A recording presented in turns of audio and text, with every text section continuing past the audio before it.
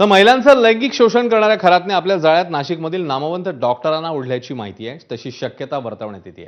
त्यांच्या मदतीने तो आपल्या जाळ्यात अडकणाऱ्या महिलांना गर्भपाताची औषधं देत असे अशीही शक्यता आहे.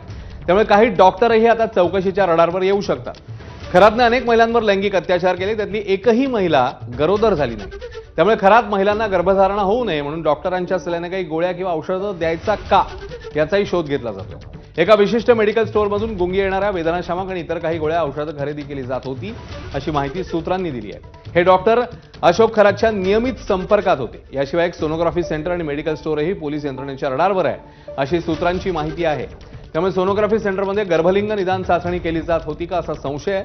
त्यामुळे एसआयटी उद्या कोर्टात एखादी नवी माहिती सादर करण्याची शक्यता वर्तवण्यात येते.